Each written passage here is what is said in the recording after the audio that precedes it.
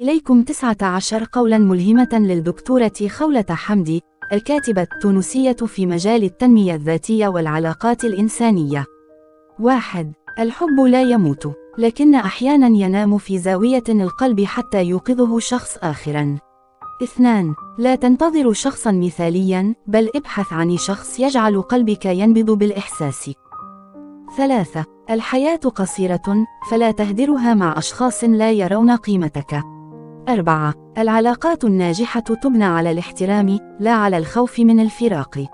5. لا تخف من البدايات الجديدة، فالحياة قد تعطيك فرصة أجمل مما فقدت. 6. كن شجاعا بما يكفي لتترك ما يؤذيك، حتى لو كان كل ما تعرفه. 7. السعادة ليست دائما في العثور على شخص جديد، بل في اكتشاف نفسك من جديد.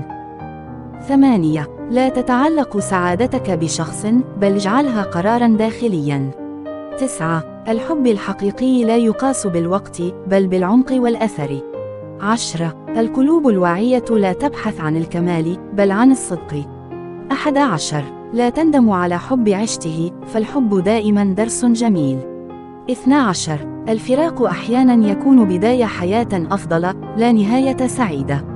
13. لا تكرر الأخطاء نفسها، وتتوقع نتائج مختلفة. 14. العلاقة الصحية هي التي تنميك، لا تقلصك. 15.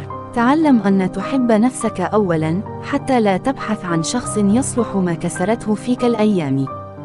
16. الجراح لا تختفي، لكننا نتعلم العيش بوجودها. 17. الحب ليس امتلاكا، بل هو أن تصبح الحياة أجمل بوجود الطرف الآخر. 18. لا تضيع وقتك في شرح نفسك لأشخاص قرروا لا يفهمك. 19. أجمل ما في الروح أنها تتعافى، وتحب من جديد، كأنها لم تجرح من قبل. هذه الأقوال تعكس فلسفة خولة حمدي في الحب وقوة الذات. أتمنى أن تكون مفيدة لكم.